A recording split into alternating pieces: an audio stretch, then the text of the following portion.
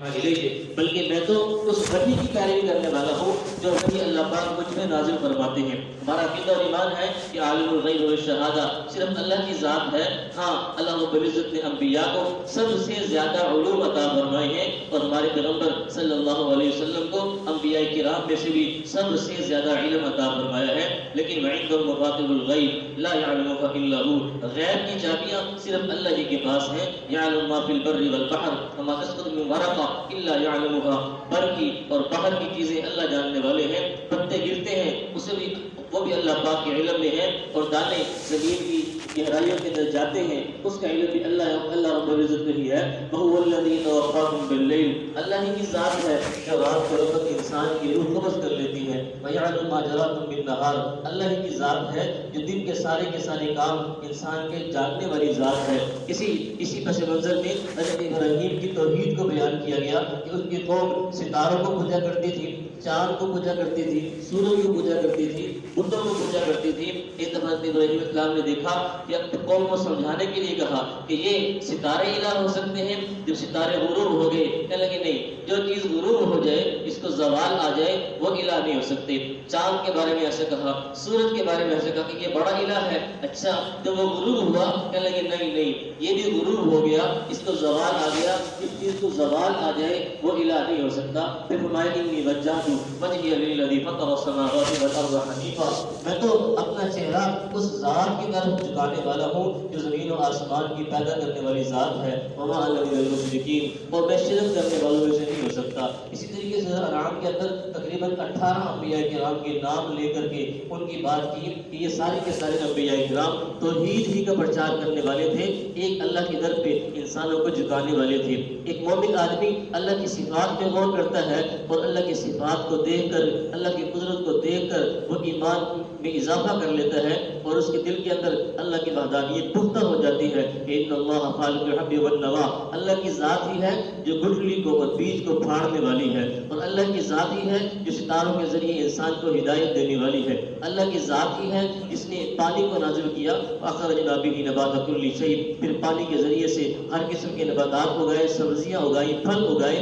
اللہ کی ذات ہی ہے بدیع السماوات والارض، جو بغیر مادے کے آسمان اور زمین کو پیدا کرنے والی ذات ہے۔ لیکن جو کفار ہیں وہ بار بار دلائل طلب کرتے ہیں، اپنی منمانی کی نشانیاں طلب کرتے ہیں، اور یوں کہتے ہیں کہ لئن جاءتهم آیۃ لیؤمنن بها، اگر یہ نشانی آ گئی تو ہم ایمان لے آئیں گے، اگر یہ مطالبہ پورا ہو گیا ہم ایمان لے آئیں گے۔ اللہ فرماتے ہیں وَلَوْ أَنَّنَا نَزَّلْنَا إِلَيْهِمُ الْمَلَائِكَةَ، اگر ہم ان کے اوپر فرشتے نازل کر دیں، وَكَلَّمَهُمُ الْمَوْتَىٰ، اگر مردے ہو کر ان سے باتیں شروع کر دیں، وَحَشَرْنَا عَلَيْهِمْ كُلَّ شَيْءٍ قُبُلًا، ہر چیز ان کے سامنے حاضر کر دیں، مَا كَانُوا لِيُؤْمِنُوا، تب بھی یہ ایمان نہیں لے کے آئیں گے، إِلَّا أَن يَشَاءَ اللَّهُ، الا یہ کہ اللہ پاک زبردستی ان پر ایمان مسلط کر دیں۔ لیکن یہ اللہ کو مقصود نہیں ہے، اللہ نے انسان کو اختیار دیا ہے، اپنے اختیار سے اعمال مقصود ہیں۔ لہٰذا جو لوگ بار بار دلائل طلب کرتے ہیں، بار بار مطالبے کرتے ہیں، وہ جھوٹے ہیں اور محض اپنے مقصد میں کامیابی حاصل کرنے کے لیے ایسا کرتے ہیں، ایمان لانے کے لیے ایسا نہیں کرتے۔ فرمایا کہ یا معشر الجن والانس الم یأتکم رسل منکم یقصون علیکم آیاتی وینذرونکم لقاء یومکم ھذا، اس وقت کیا معاملہ ہوگا کہ جنوں اور انسانوں جب سارے کے سارے رسول بھی حاضر ہوں گے اور قیامت کے میدان میں انسان کا حساب و کتاب بھی ہوگا، یہ ساری کی ساری چیزیں ہوں گی۔ سورہ انعام کے آخر کے اندر 10 ایسی چیزیں بیان کی گئی جو فطرت کے مطابق ہیں۔ تمام انبیاء کرام نے ان کا حکم دیا۔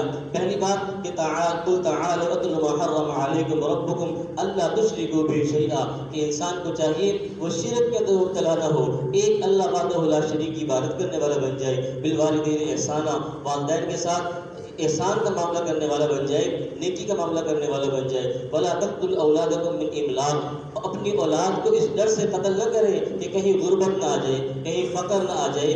اولاد آ رہی ہے لیکن انسان اولاد کو روکنے کے لیے طرح طرح کے ہیلے بہانے کرتا ہے، بس اوقات اولاد آ جاتی ہے، انسان ایسی بدبختی کا شکار ہو جاتا ہے کہ اولاد کو ہی قتل کر دیتا ہے۔ فرمایا کہ نہیں، یہ بہت بڑا گناہ ہے۔ نحن نرزقکم وإیاہم، تمہیں بھی ہم ہی رزق دینے والے ہیں اور جو آنے والے والی اولاد ہے اس کو بھی ہم ہی رزق دینے والے ہوں گے. وَلَا تَقْرَبُوا الْفَوَاحِشَ مَا ظَهَرَ مِنْهَا وَمَا بَطَنَ. اے لوگوں فواحش کے قریب نہ جاؤ، فحش کاموں کے قریب نہ جاؤ. فحش کام انسان کو اللہ کی رحمت سے دور کر دیا کرتے ہیں. وَلَا تَقْتُلُوا النَّفْسَ الَّتِي حَرَّمَ اللَّهُ إِلَّا بِالْحَقِّ. ناحق کسی کو قتل نہ کرو. قتل و غارت گری یہ زمین کے اندر فساد جانے کے مترادف ہے. وَلَا تَقْرَبُوا مَالَ الْيَتِيمِ. یتیم کے مال کی طرف نہ بڑھو بلکہ یتیم کا مال یتیم ہی کی ہے اسی کے حوالے کر دیا جائے. وَأَوْفُوا الْكَيْلَ وَالْمِيزَانَ بِالْقِسْطِ. ناپ تول کے اندر کبھی نہ کی جائے. وَإِذَا قُلْتُمْ فَاعْدِلُوا. جب تم بات کرو تو پھر انصاف کی بات کرو، چاہے کسی کا نقصان ہو رہا ہو چاہے کسی کا فائدہ ہو رہا ہو. وَبِعَهْدِ اللَّهِ أَوْفُوا. اور جب اللہ کے ساتھ وعدہ کرو تو پھر وعدہ خلافی نہ ہو بلکہ وعدے کو پورا کیا جائے. وَأَنَّ هَذَا صِرَاطِي مُسْتَقِيمًا فَاتَّبِعُوهُ. اور سیدھے راستے کی پیروی کی جائے، غلط راستوں کو چھوڑ دیا جائے، گمراہ راستوں کو چھوڑ دیا جائے. ایک اللہ وحدہ لا شریک اور ایک پیغمبر صلی اللہ علیہ وسلم نے جو راستہ دیا ہے اسی راستے کی اتباع کی جائے. آپ سب سے کہلایا گیا کہ اننی ہدانی، قل آپ فرما دیجئے اننی ہدانی ربی الی صراط مستقیم. اللہ رب العزت نے مجھے سیدھے راستے کی ہدایت دی ہے اور میں سیدھے راستے پر ہی چل رہا ہوں. اور یوں فرمایا کہ یوں کہیے ان صلاتی و نسکی و محیای و مماتی للہ رب العالمین. اے اللہ میری نماز اور میری عبادات، میرا جینا اور میرا مرنا یہ سب کچھ ایک اللہ کے لیے ہے. لا شریک اللہ، اس کا کوئی شریک نہیں ہے. وبذالک امرت، اور مجھے حکم دیا گیا ہے وانا اول المسلمین کہ میں سب سے پہلے اللہ کے سامنے سر جھکانے والا بن جاؤں. توحید اور رسالت کی بات کر کے توحید پر ہی اس سورہ انعام کو ختم کیا گیا اور یہ فرمایا گیا قل اغیر اللہ ابغی ربا، کہ کیا میں اللہ کے سوا کسی اور رب کو تلاش کروں. ولا تکسب کل نفس الا علیہا ولا تزر وازرۃ وزر اخرى. انسان نیکی کر رہا ہے وہ اسی کے لیے ہے، انسان گناہ کر رہا ہے اس کا بوجھ بھی اسی پر ہے. ثم الی ربکم مرجعکم، پھر اللہ کے سامنے تمہاری حاضری ہوگی. فینبئکم بما کنتم فیہ تختلفون. اللہ رب العزت بتا دیں گے کہ کن کن باتوں میں تم اختلاف کرتے تھے اور کون کون سی باتیں تم مانتے تھے. اللہ پاک اللہ میں کہ اس بات پر عمل کرنے کی توفیق عطا فرمائے. الحمدللہ.